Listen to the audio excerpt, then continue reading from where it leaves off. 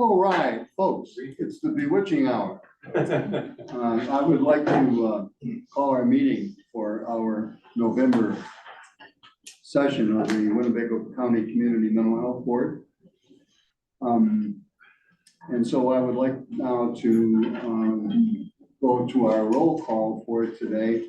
Mariana Abadi and Dr. Copeland, Dr. Giardini. Here. Dr. Gorski. Here. Dick Quinert here. Wendy Larson Bennett. Present. Tim Neighbors. Here. Linda Sternquist. Here. Mohammed Yunus. Jason Holcomb. Here. Chelsea Glass is here. And Nicole. Here. Okay, thank you. All right. So then we are public comment. Yes, we do have public comment today. We have Carl Cole. Okay. Mr. Cole? Yes, sir. Okay. Good afternoon, everybody. Hello. I'm moving slow, I'm getting old, but don't tell anybody. Oh, you might hear about it. It's good to see some friends who are here. I'm just gonna leave this here for all of you. I have 10 copies, so everybody should be able to get it. And I am glad that my wife Diana's here. She's Director of Education for our program, which is called the Young Eagle Success Yes Club. And it's a character development program. We help young people to be their best, better students, better citizens, and better leaders. One of the things that I do, it's not my fault, is music. So that's what I was born into, so I love that. But we use music to create positive projects that talk about issues like unity and diversity, respect, responsibility, getting good grades, and with things that are happening now, there's so much social and emotional stress with young people, as you well know. So I'm here today to, first of all, just make you aware that we exist. This sheet is going to help you. The backside, back in 1979, I started this company, which is called Sounds of Good News, right out of high school.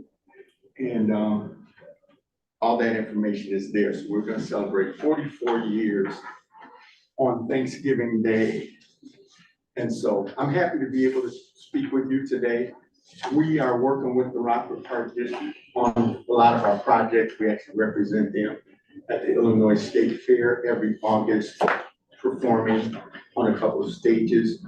My big thing that I'm happy to present to all of you today is that we have found that whether they are rich, poor, red, yellow, black, and white kids, we have found that what we're doing is helping them to feel that they belong.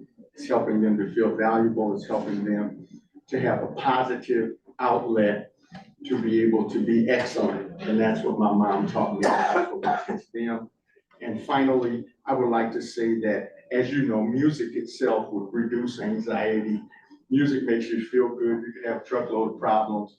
But when you sing happy birthday, you're excited because you know you might get somebody's cake, even if you don't know who it is. So we use music, and because of our Power Up projects, up meaning unity, peace, and also ultimate positivity, we believe that our program is a positive impact with mental health relative to young people, and quite frankly, with old people too. So I just wanted to let you know that. Thank you so much for the time. I've got information on there where you can reach us, and some of my friends here on this board know about me and know about my work, so I don't think that's going to be a big problem. But we're hoping that we might be able to tap into some sort of support, and if that's something that you can do yourselves, or maybe be able to steer us in the right direction, the time is now to do some more things to help kids help themselves be their best. So thank you so much for your time. And if anybody has a question, I'd be happy to answer. Thank you. Thank you very much. Thank you, Carl. Thank you so much. Have a nice day. Thank you, Carl. How long have you been doing this? You said 79, or this program itself, how long has it been going? 44 years. 44 years? And it wasn't always called the Yes Club, but we would visit schools for Black History Month or whatever. And when we do music, get their attention, get them excited. And then we always talk about positive things. Okay. We always tell them to get good grades, always tell them to treat people right. How has that been working out? I mean, what's your feedback on it? Oh, we've got kids that I run into in Walmart that are in their 30s and 40s, and they said, Mr. C, thank you so much for what all you did to help me. That's kind of unfathomable to me, but, you know, I told them to spit their gum out before they sing, but that's what they said. But I believe that the impact, you have to do an inside-out thing, because it's not just gun violence or racism or things like that, but it's more like, what are these kids thinking? And if we can help them think better and feel better about things, then that's gonna directly affect how they act. So that's what I believe. So you're aware of so we have a grant cycle, and I hope And I'm you'll. not aware of that. Okay, but we're also gonna be doing some out of sequence possible funding here in the near future. So That's one. if you can maybe stay in touch with us through our website and so on, so you can see when we're asking for community ideas and program possibilities. I would absolutely appreciate Hook you that. into sort of our financial. Well, the financial part helps us do better videos. Yeah. So the negative impact is on social media now. So we're on social media, so when kids go on there, they don't hear videos with cussing and stupid stuff. So we're helping them have fun to learn how to do the right thing, and music gets their attention because they're all hams and Hollywooders, believe me. But what you said is very important to us. And again, we're working with Park District, so we're glad to be able to get funding so we can get better equipment and do some more things. And I'd also, because the Park District is one of our recipients, maybe talking to them and see how you can Oh, work. certainly, and in fact, Jason Dean told me how wonderful all of you are, and I said, I already know that, Jay, but what's so fun is that even if Jay got support for us, we're one of their partners. Right. So even if you gave him funding to say, we want to help the Yes Club do more, Jay can give to us. So, Yeah. but we are a 501c3 nonprofit, so we do have that too. Thank you. Thank you so much. Thanks, Carl. All right, Dr. Gorski will tell you how he knows how far back we go. With all the music I did for Swedes way back in the day and all that. And Jason will too, but he'll say it all nice. And Tim is always nice to me. And he knows all about it with comic stuff too. So thank you, everybody. Is there anything else? All right, I did pretty good. My mom always tells me I talk too much and everything, you know. She passed away in 2020, but I don't want her showing up in a dream, so you know. I'm just saying. But really, I do applaud my wife, because my wife is the mother kind of the whole program. So she's the one that'll tell you, if you keep doing that, you're going to jail. Oh, you know, that seemed a little harsh. No, it seems harsh what you just did. That'll send you to jail. Thank you so much. Thank you, it's my pleasure. Thank you. Thank you. Have a nice day, everyone. Thank you. Yeah. Yes. Okay. Presentations. None today. Okay. All right, so then, folks, we're gonna move to the monthly activity report for October. Yeah, thanks. I'm 2023. gonna be pretty brief on this because most of what we were working on in October is the stuff that's on the agenda today. So we'll be discussing that as we go through the action items. I will maybe just take a moment to highlight the communications toolkit orientation meeting that took place Wednesday of last week with all the funded organizations. Chelsea, maybe you could just give a brief highlight of that. So we had representation from all 44 of the programs. So we had over 50 people in attendance. You all have a folder of all the documents that they were given. We went through the presentation. You know, I already had requests on follow-ups and everything. So yeah, but we are getting all of this communication stuff rolling. So yeah. What was the reception? The what? The reception of the participants? They were- Right, yeah. We've gotten good feedback, good questions and stuff. Yeah. Excellent. Jake, It was impressive. These folks from St. Louis, I thought they did a really good job. But as you'll check out the materials, I think it's well done. people in the room were paying attention. So, I'm very hopeful that we get good products coming from that, from this effort. We have to have them, obviously. So, okay. Just one more question about that. Maybe compliance is the word I will use. How do we follow up and ensure that the requirements of the funding agencies in this regard are being met? Yeah, so one of the things we were able to include in the contract we had with the communications firm was to do a monthly tracking. So they'll give us a monthly report, that Chelsea, that will kind of let us know what communications are coming out that have the mental health word tagged or noted in the media headings or what have you. So that's one way, and then the other way is for us on the staff side, particularly Chelsea, to have those relationships with each of those communications people at the different agencies and to continue to do the follow-up with them. I think we've always taken the approach of compliance and through the lens of partnership, which is making sure each organization has the resources, knowledge, tools, understanding to do well and provide technical assistance when needed. So I think we want to just now we've done that well on the grant side and building of clinical programs. We want to try to replicate all of that on the communication side, and I think we've got a good start. We just have to keep building those relationships, meeting with people, following up with them, making sure they understand, they don't forget about it, and they have the tools and resources to do it well. I think this looks excellent. That's great. That's great. So when it comes time for us to review particularly renewals, will the compliance be a part of what we're given with information? Yes. Yeah, just like any of the other compliance components. So, yes, that will be a part of it. Yeah, the window of time, for this particular upcoming grant cycle will be pretty limited, but we'll build it into future processes. Sure. That's it. Okay, all right. So then let's move to the action items for this one. First of all, the minutes of the October meeting. We need a motion that the minutes that you have received are appropriate and covered our meeting. Do we have any for change? I'll make a motion that they be approved. Timothy, thank you. Second. Okay, no, second. All those in favor? Aye. Okay, any opposed? All right, hearing none, they're approved. Then we're going to funded program budget amendments. And here we have one that we're talking about. We have three. They're all three through the same fiscal agent, which is the county, Winnebago County, to be clear.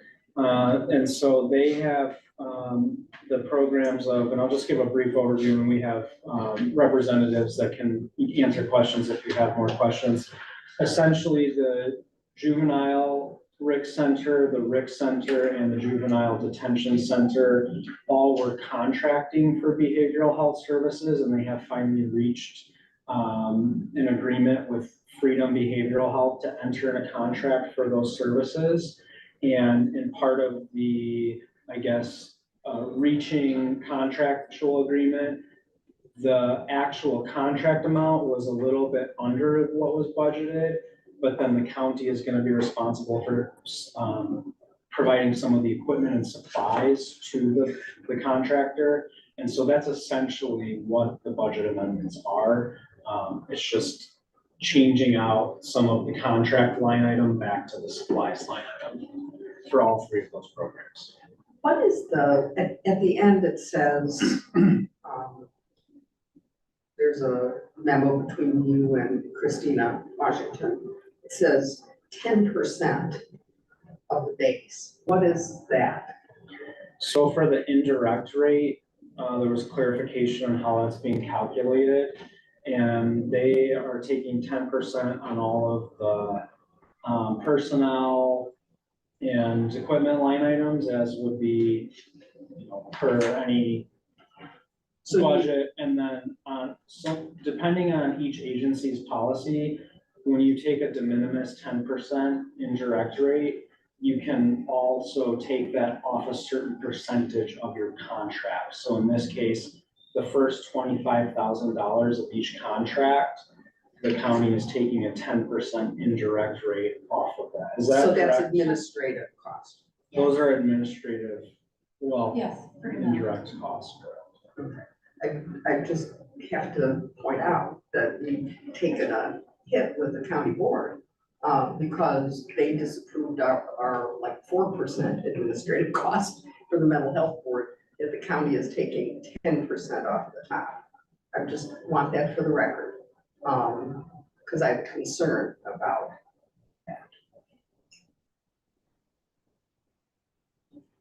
So noted. One other question, I should know this, but I forgot, with Freedom Health, is that a annual arrangement, or is it a multi-year agreement, or to be re-upped every It's year? an annual agreement. Annual agreement. Yeah, we're on our second year of that agreement, but it is an annual.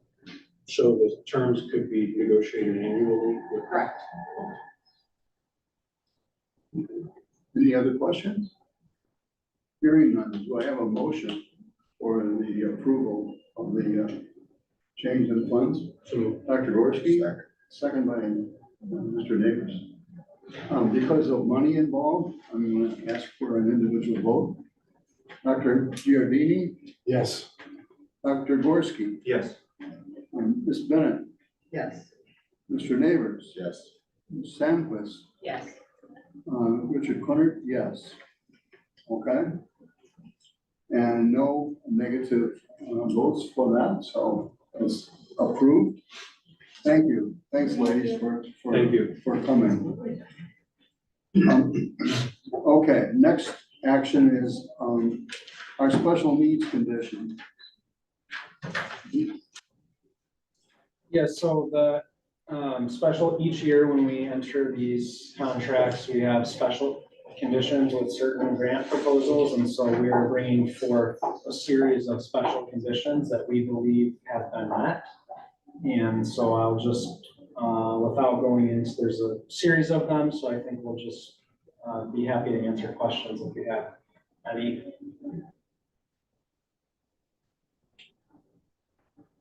anything that jump out to you, Jason, worth pointing out? I'll let Nicole highlight if she feels that any are worth highlighting, but I think they're nothing that had any degree of controversy, just things like adding in a consumer satisfaction survey. That was a number of them. And then actually the budget amendment that we just had, which was one of the special conditions, was executing a contract that we agreed to with a provider of services for those 3 county programs.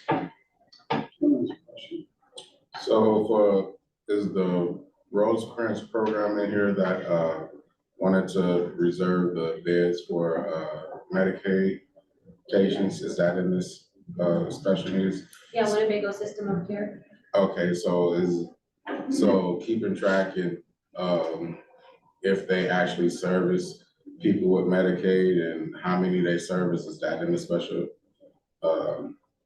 requirements? Was that added to it?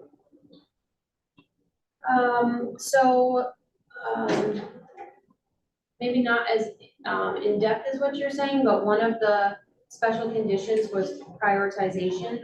So they were supposed to prioritize Winnebago County residents and remove DOC clients as a prioritization. So they did both of those. And then they also included specialty courts and Winnebago County jail referrals.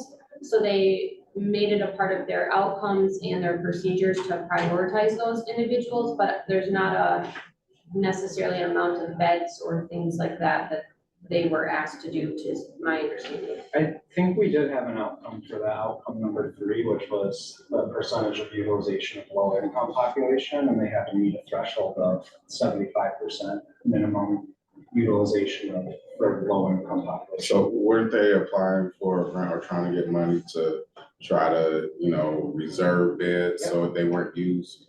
Yes, and they have agreed to share with us their utilization,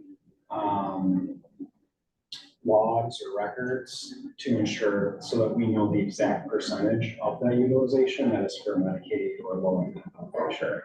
So if you look on the attached sheet, and Nicole, jump in and correct me if I'm wrong, but their outcome number 3 is their project goal is that 75% of the utilization of those dedicated beds is gonna be for the low income, which would be basically Medicaid or other low income, somebody that's low income that doesn't have Medicaid or Medicaid population. What page is that on?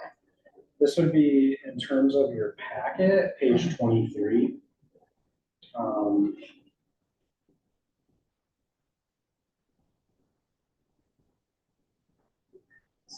On their outcome proposal form, that's outcome number 3.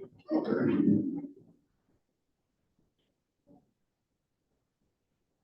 Have we resolved, there was an issue for a while surrounding people brought like to the crisis center from out of county that end up using county resources. Have we, Well, the crisis beds has mixed funding, and so, I mean, the answer to the question is that our funding can only be used for Winnebago County residents, and they are aware of that, and we've discussed with that program what residency requirements are, like, just being from out of county, living here for 2 weeks in a crisis facility is not residency in Winnebago County. okay, so. So that's been clear now in terms of, you're talking about auditing case files or something like that, that's kind of a different question. But Yeah, having a clearer definition of residence, because the other thing is people who are delivered here from DOC, then in need of treatment of one sort or another, looking at their residency for the past 30 days might be useful, or, I mean, I agree with you, Wendy. I've had this discussion before that my biggest problem, or fear, whatever you want to put it as, is we become a dumping ground. And people put their problems with us. well, And some what it's of gonna that say, is- say residency, what's gonna say that they're homeless? well, I mean, so. How do you define residency? Well, I mean, the law has many different definitions, and the truth is, if someone resided in Winnebago County prior to incarceration, I believe they continue to be a resident of Winnebago County. And if they come home, they're home, and we do have an obligation. If they lived in Ogle County prior to incarceration, I think we have limited resources, and it would be nice to have some discernment around that issue. Because I think in particular, our homeless shelter becomes a catching ground for people who don't have places to go. And there are lots of arguments around, what's the net societal good of giving someone an opportunity to be housed and so on and so forth. But we have limited resources, so I don't know, I think it's a discussion for us to have over the. Absolutely. And I think we need to keep revisiting it with our organization, so that. So we have not standardized residency.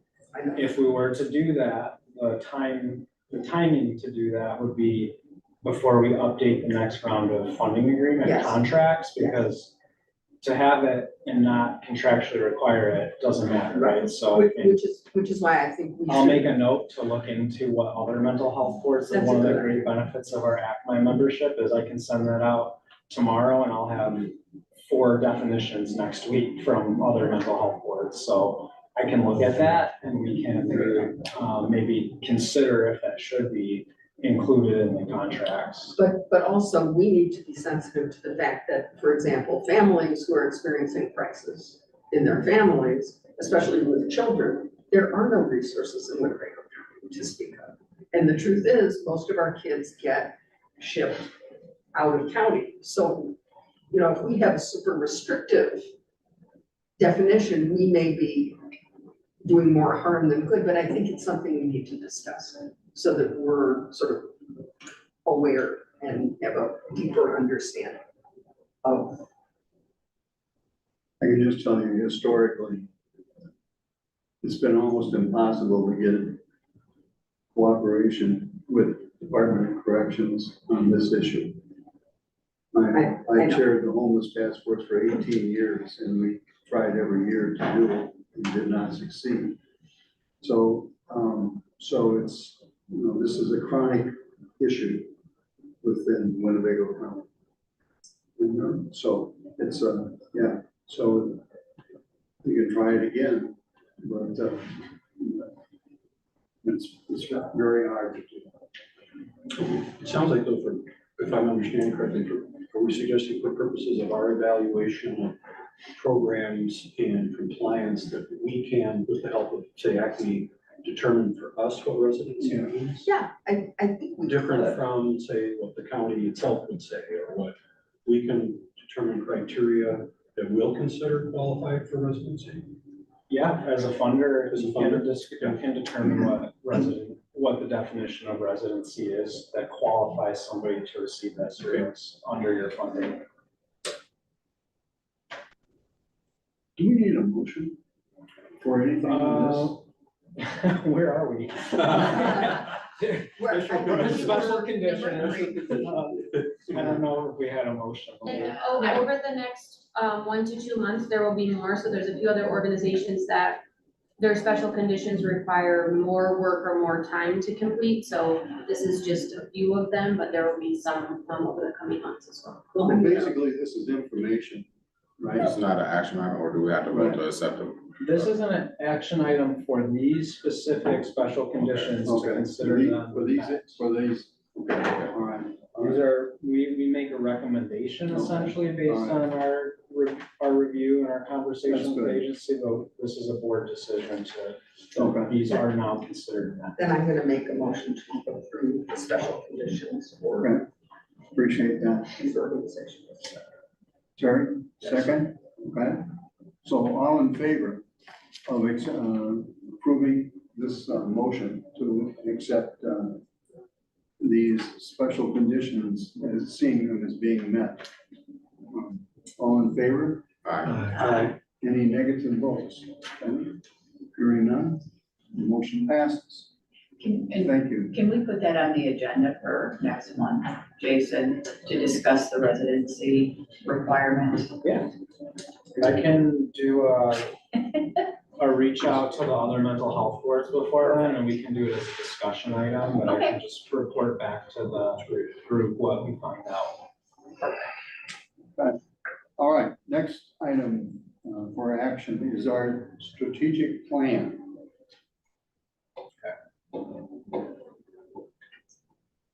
Yeah. Wrong mouse, got two computers. Okay? Gonna fight over it.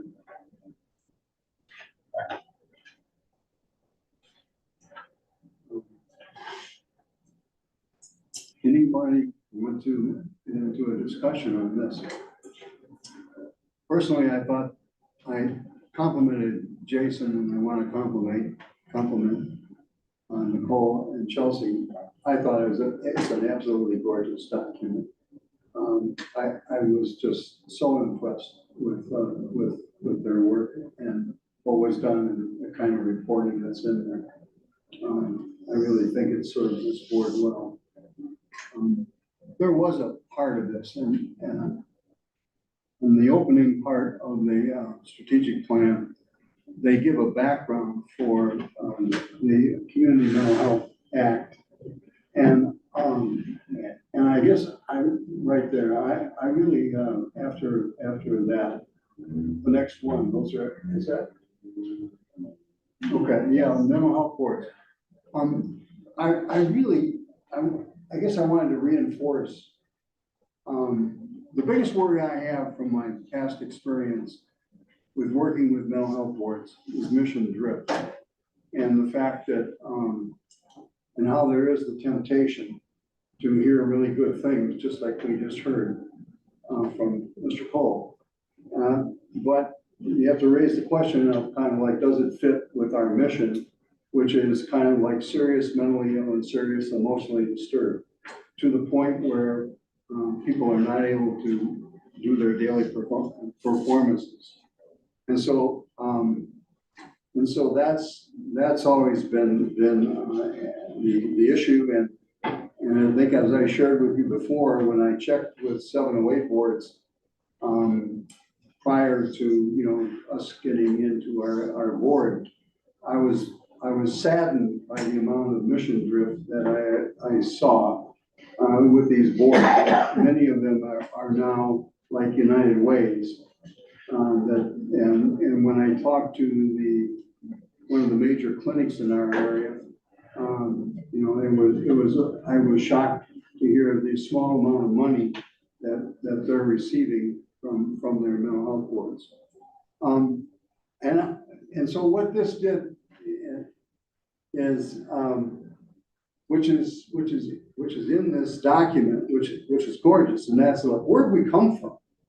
And I can tell you, when I came to Rockford, Illinois in 1966 to work at Singer Mental Health Center, there were 50,000 people in state institutions in Illinois.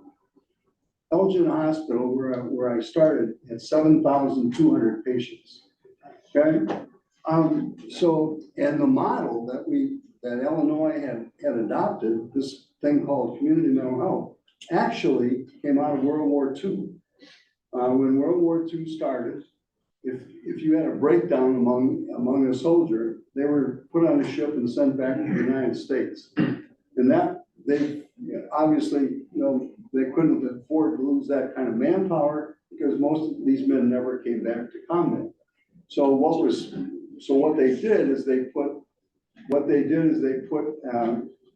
mental health units right behind the front lines, so that they became crisis care, and people were taken care of within their unit, and returned then to combat as a way of doing that.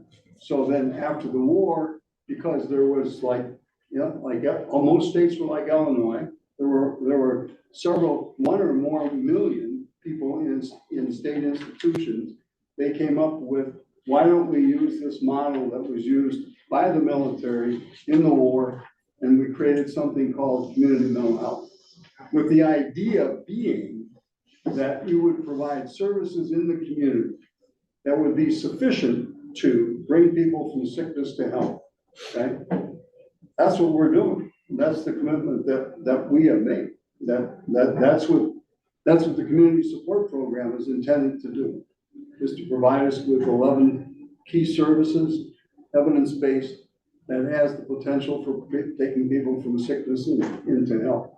So, I thought from the standpoint of wanting to have a standard of comment, within our document, within what it is that we do, I thought this was really a good addition to our strategic plan, that we're really fulfilling historically what community mental health was meant to be. And so, it's kind of like, yes, that's the power, and that's the potential of what it is that we have. So, I truly appreciate that, because I think that's the kind of thing we need. All of us are transitional. We're not going to be here for life. At least I don't think so. You'll live on an AI. Yeah, that's right. I don't know. That'd be a lot. I don't know if God wants me off the planet, but anyway. But Dick, can I just say something? I'm gonna rely on you and Bill for this, because I just saw something this morning. I get all kinds of stuff on my desk in the morning. And in 1955, there were 161 million people in the United States, and 535,000 were hospitalized in mental health units.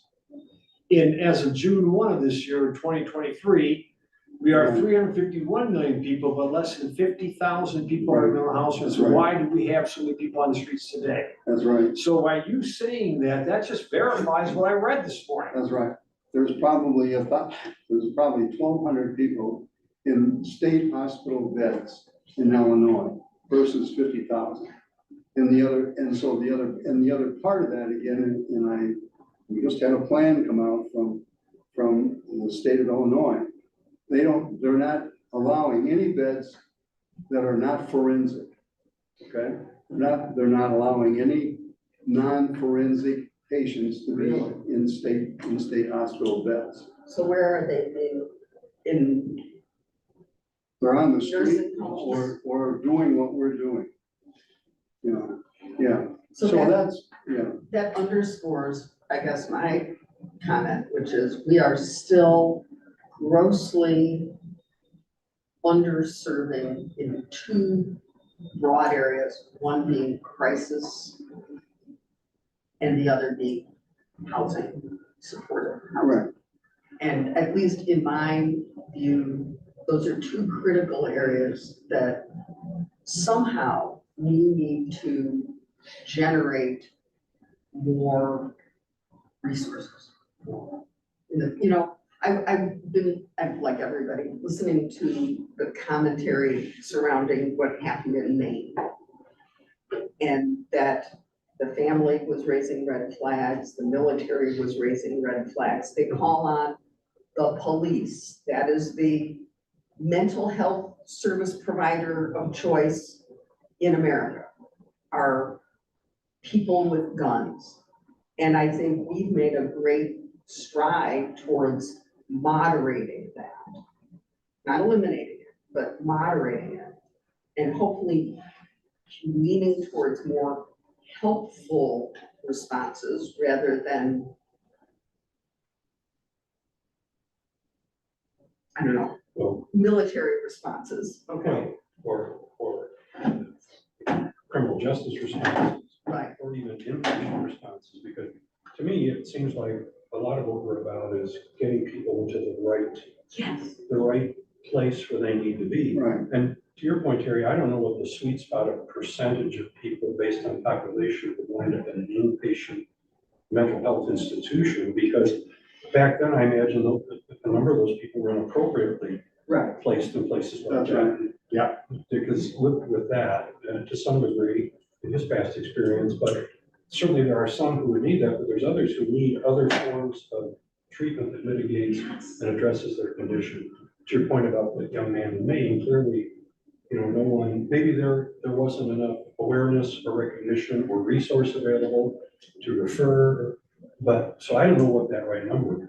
But it does seem like that's what we're about, is get people into the right lane that is best able to serve them. And some of it goes to what we're trying to do, which is broaden resources for people here in the community. But I was struck with, so if, God forbid, you have a family member who you believe is sort of going off the rails, having a clear set of resources for you as, let's say, a parent or a sibling of someone who you have serious concerns about, having a clear path where they can access the legal resources, the critical care resources, so that it's not a crisis, it's a earlier intervention before it's a crisis. And then having, once that critical incident is ameliorated, modified, having a series of resources, step-down resources, if you will, based on each individual's needs available in the community. So if my loved one needs a bed for stabilization, having that available. But then just turning people out isn't okay. And, you know, Tim got at that when you're asking about Medicaid. So what if people don't have financial resources? Turning them back to the homeless shelter isn't a response. And I think we've been trying to do this, filling the gaps. But I think maybe in the next year, our mission needs to be more about discerning the shape of what is necessary and soliciting specific things to fill the holes. You know, we've had our organizations step up, say, give us money, we have this, we'll do that, but there's still gaps. There's still, you know, I'm thinking about, you know, how the tenant who hasn't bathed in a year and has garbage piled up to the ceiling, and the landlord trying to get help. Well, they don't fit criteria for involuntary. There are limited resources, but we know there's something there that we should be providing that individual. I don't know what it is, but I think that's a question we, as a group, are empowered to ask. I have one point to make on that point. I think maybe it trails into that, but I agree with Dick. I thought this was just phenomenal, and I shared that with Jason yesterday, actually. To your point, well, I've got a couple thoughts about it, but, you know, down into the trees of the goals and the sub-goals. You know, on the collaboration and support, I just happened to stop on this page, promote development of referral systems for mental health and substance use services and resources for patients to seamlessly transition from one service to another. Yes. So you all, so many of you know far more about the mental health ecosystem in this community than I do. I've got to believe and know there's gaps, but I also believe there's gaps in the transition between existing services. Is that a fair statement, so that we can do better based on this? Yes. Of connecting existing services so that there is a seamless transition? Yes, the answer is yes. Yeah. And Iris is working Yeah. on some level. Yeah. But it's a baby step. Yeah. The other thing, if I could just comment, the other thing that right at the very end, you know, the public comment stuff, I just gotta say, I think what impressed me with this is not that you wouldn't take it seriously, but the detail to which you documented the public comment and had responses for the public comment. I thought that was just fantastic. I mean, as a public entity, the worst thing in the world we could do, which clearly hasn't been done here, is first of all, not listen to people, and second, be to listen and not respect it enough to pay attention. Yeah, correct. Yeah, so I thought that was terrific. Yeah. Thank you. So the benefits of being part of a planning council, we learned a lot from the planners on how to do public comment the right way. Yeah. Tim has a So, question. question on supportive housing. I just want to know, do we have an idea of what that looks like, and probably what organization do we need to target to help with that? Stepping Stones would be a really good example of like somebody who's been doing that for years. You know, and yeah, we have, and then also Rosecrans also as housing that they've been doing for years. So we know how to do it. It's a matter of, does it need to be expanded? And the answer is yes. So like didn't they just recently get Yes. get funding for Right. properties That's to correct. increase that? That's correct. I think they've run out of, you know, with the housing market, the way that it has turned in the last few years, their traditional model of finding a multifamily home and rehabbing it, you just kind of run out of available multifamily homes to renovate. So that most recent grant they got was to build a new facility. Because that's really where they're at. That's what they have to do at this point in time to have more housing. And in their most recent outcome submission that they turned in for Q1, they continue to go visit land, but land that's available is either not big enough, or they had one, they made an offer, and then the person didn't have the legal authority to sell the land, so they were very excited, they thought they found something, so they continue to look, and they're also working with Region 1's land bank, so any properties that become available, the land bank is trying to help them as well. So in the news recently, Rockford had an issue with a company outside of Winnebago County that was housing people, and they couldn't get zoning because they wanted to expand the housing because the residents didn't want them in that area. Is that similar to what we're talking about? I don't know if that specific issue has been brought up in this instance. I think just the, well, finding a plot of land that's. big Yeah, enough to- and Stepping Stone's current properties, they have maybe 8 or 9, and they're really well known in the community. People love to have them as neighbors, so I don't think that that is maybe a particular concern for them, at least not one that we're aware of, but yeah, it's just finding land. NIMBY always comes up.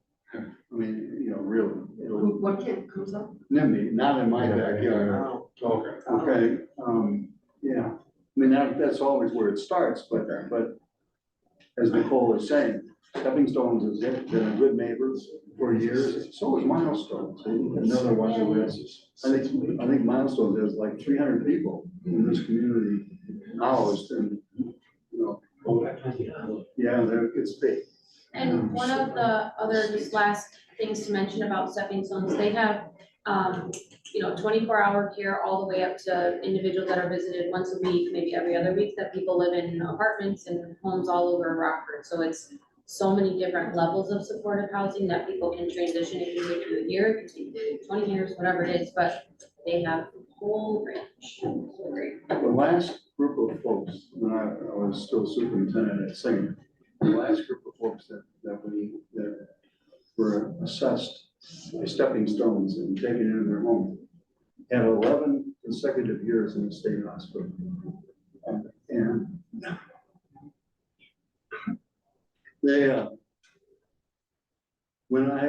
last I knew, there was not a single one of them that was re-hospitalized. So again, it's a demonstration of what can happen when you've got good services. I mean, it can be done, but you have to have the resources to do it.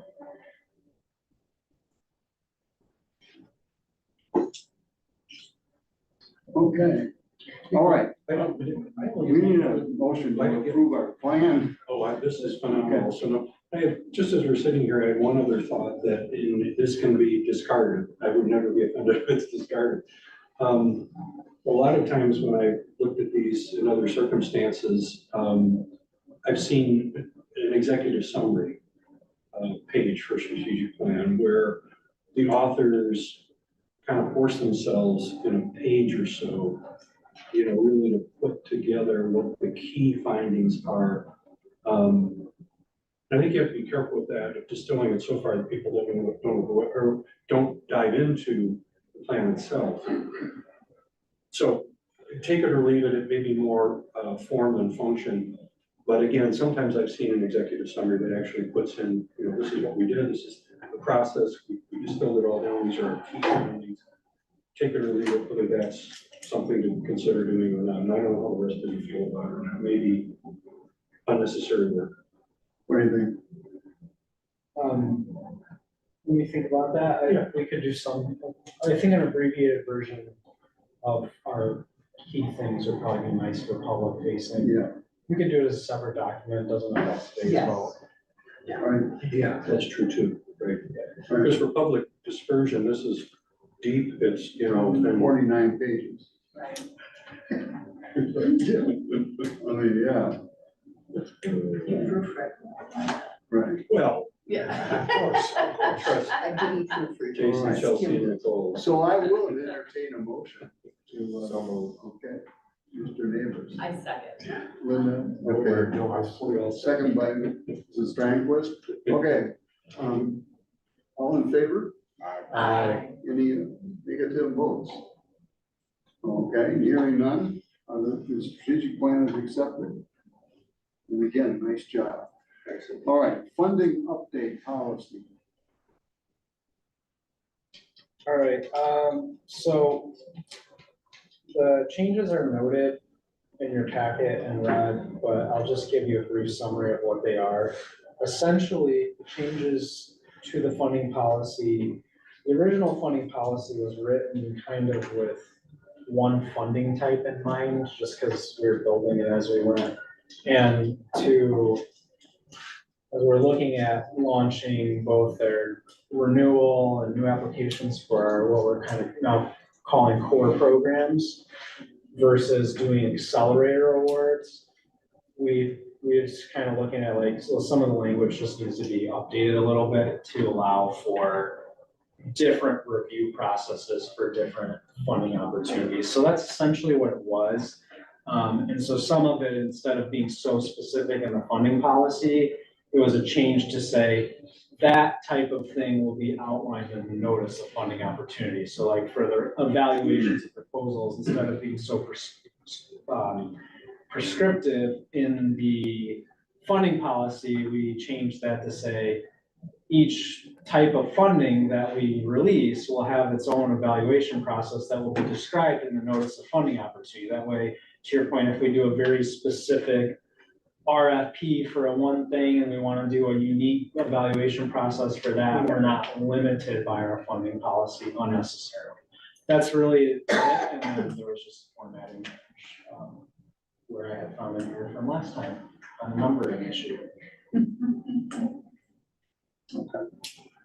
So again, do we need a motion to accept? All right. So we need a motion, I'd entertain a motion to improve our funding updates for next fiscal year. So, Okay, Dr. Gorski? Okay. Okay. oh, yeah. Linda got it. She's quick. Yeah. Okay. Out of the chute. All right, all in favor? Aye. Any opposed? Okay, thank you. And next one, core program notice for funding opportunity. Well, this is the big one, and there's a couple of new things. So most of this is foundationally the same as the first 3 year of grant proposals that we have done for those. We're just now calling core programs, which are these direct service programs, which align to the components of the community support system model, and particularly those priority areas that have previously been identified. Just for like, public knowledge and for everyone's memory here, we did in the 3rd year of funding, all new proposals had to be aligned to specific program gaps that were identified. So we had already implemented that in year 3, that we're getting more narrowed in, more specific to gaps. This year, we're proposing to replicate another round of that, but to allow for multi-year awards that go 3 years. I think in some cases, we have programs that have done 3 years of great things.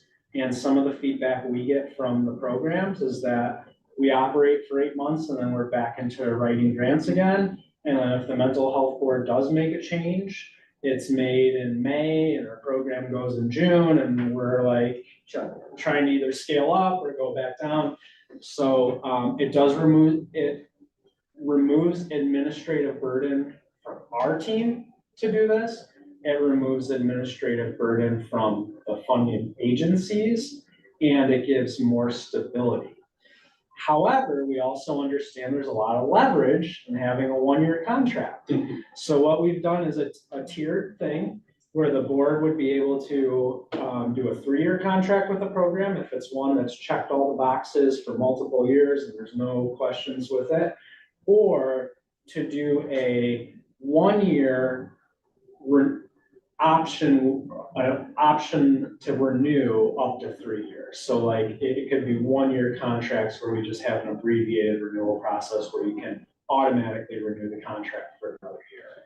So we're asking for 3-year proposals as part of this core program funding, and that's why the amount is such a large amount of up to $60 million, because we did $20 million last year. So it's $20 million a year now for up to 3 years. Other change, and this is a big change, it's like when DSM went from their Roman numerals to their numbers. We are changing from program years 2022, 2023, 2024, which I can never figure out because they don't align to a fiscal year, to program years 4, 5, and 6. Very easy to remember. We know where we're at in time. It's too confusing to do the years thing and can never figure out which year you're talking about. I was just scanning it. Apologize for not getting this far when I looked at the information, but is, if a 3-year award is given, is there any clawback if you get into year 2.5 or 2 and whatever's supposed to be happening isn't happening? I mean, we already have clawback stuff in the contract, but, you know, you're fighting legal teams, so it's not so easy to claw back. It's a lot easier to have the leverage to not give another contract. But yes, there is clawback language in the contracts that, Okay, you know, there's certain compliance things that if you're violating and you're in breach of contract, then we're not gonna pay you. And because we do expenditure reimbursement, we're also not just giving lump sum awards and then figuring out compliance after the fact. We're saying, give us your receipts. Is it legit? And if it's legit, we'll then approve the reimbursement. So I think there, even on a 3-year award, there's gonna be compliance things, but it's not the same muscle as a 1-year contract. sure. And I don't bring it up because I think it's a good idea, but just for clarity, the clawback, which is technically more of a financial term, but it wouldn't necessarily be because the outcomes you were gonna achieve have not been achieved yet. It probably wouldn't be that. That's correct. That would be more of a performance-based Yeah. Contract. And if you're gonna do performance-based, you really have to have integrity to say, if you didn't meet the outcomes, we're not paying you, right? And you really are getting paid based on performance. I've looked at other mental health boards, and I don't know if you're asking for this much detail. I don't think anybody's figured out performance pay very well. From Medicaid and Medicare Centers of Innovation, when they try to do Healthcare it, too, Jason. to local mental, I don't think anybody has really figured out the pay for performance model very well. And while it's a great vision, I've yet to see the model that we would try to replicate. Well, and it doesn't take into account reality, which is, you know, it's like, did Junior learn to read? No. Well, why didn't Junior learn to read?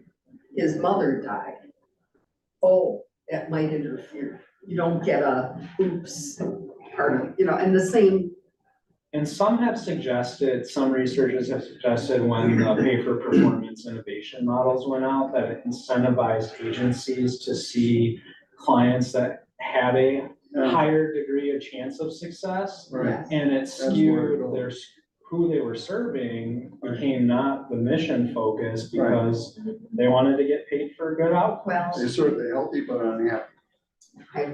I'm just gonna look at the mental health courts. The very severely chronically mentally ill people are deemed not appropriate 99% of the time because the likelihood of them complying is low. We're dealing with the non-compliant people. We're trying to have resources for those people who are nearly impossible to serve. First, those are, to me, those are our priority.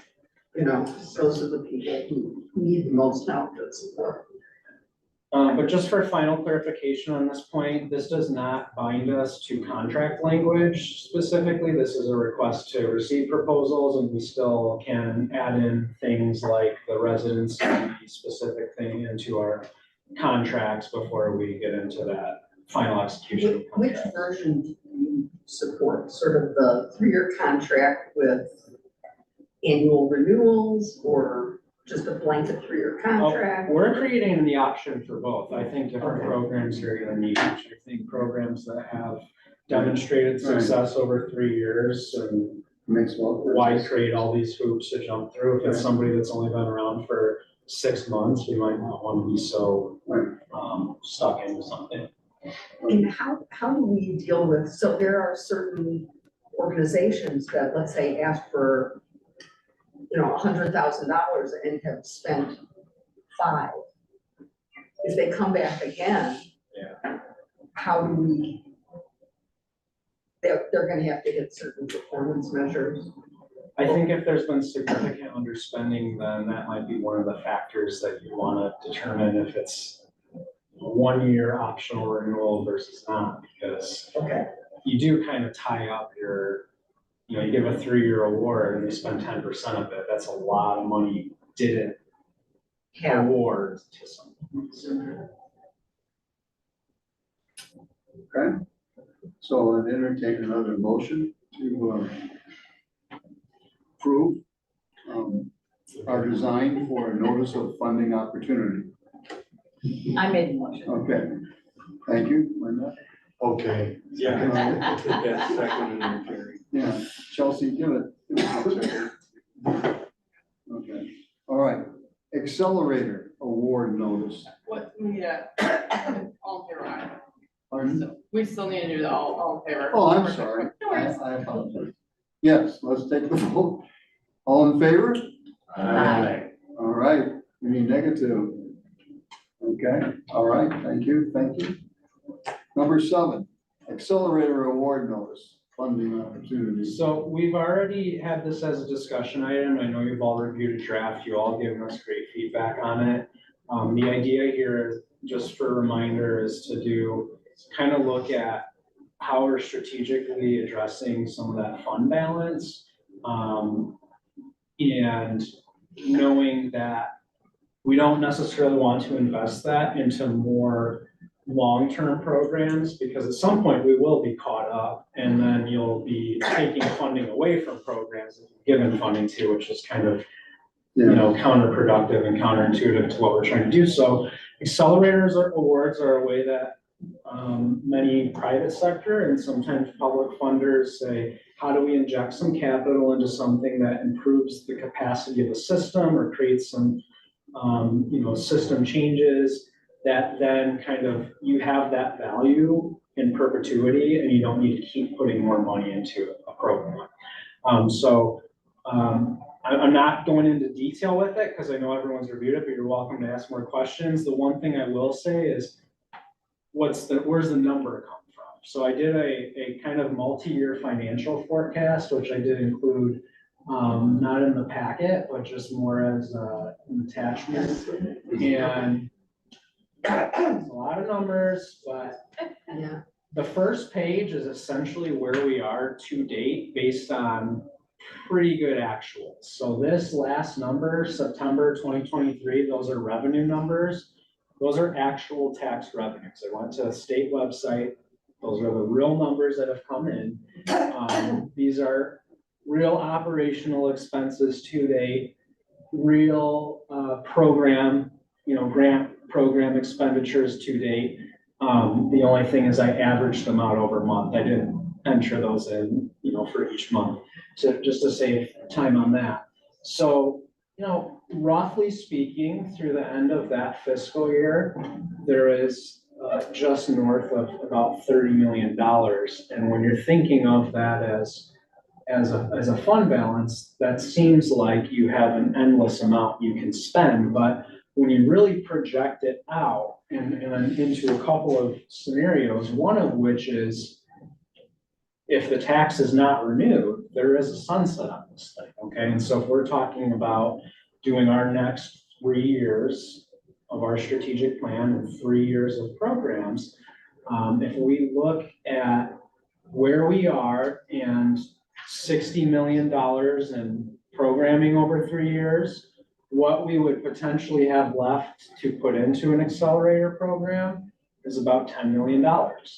And if the tax doesn't renew and everything else stays kind of balanced and equal, you kind of spend it out, right? Just slowly over time, even after the tax revenues stop coming in, you could continue those programs through the end of that 3-year cycle, probably scale down your operations a little bit just to do your basic functions, but you kind of taper it out. Obviously, that's not the scenario any of us want, but that's a real scenario here. The other one is that the tax does get renewed and you still make these awards of about $70 million. And in that situation, you know, it's quite different because then you might have another point in time where you want to do another round of something unique to get the fund balance a little bit lower. But I think that's a different scenario that's going to be somewhat contingent on if the tax gets renewed, then you're not looking at tapering out, you're looking at, okay, this thing's good for at least another 6 years. Now we still have some additional fund balance, maybe we want to do something. So I just wanted to share that, say I'm not just creating arbitrary numbers. The 60 million is 3 years of what we've already done, right? We're already at 20 million a year, and it's extending that out 3 years, and the accelerator was kind of specifically based on what could we comfortably commit for a worst case scenario, essentially, without overextending ourselves.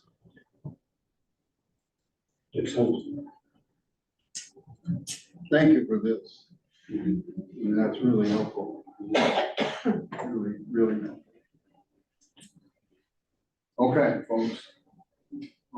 So if you don't mind, I'm gonna ask again for a motion that we accept this plan for our accelerator award funding. So, okay, Dr. Gorski, second, anyone? I'll second. Okay, Linda, thank you. All in favor? Aye. Any negative, in opposition? I don't hearing none. It's passed. Thank you. All right, discussion items. Anyone have anything that they want to bring up at this point? Nicole, are we gonna do visits again? Yeah, we're just gonna try to figure out, kind of like Jason was saying, different programs that maybe were funded 3 years and have been going really well. Maybe have a discussion if we wanna visit those again, or kind of stagger our visits or all of that, but, yes, that is something to. I thought it was really well done last year, and thank you for doing that.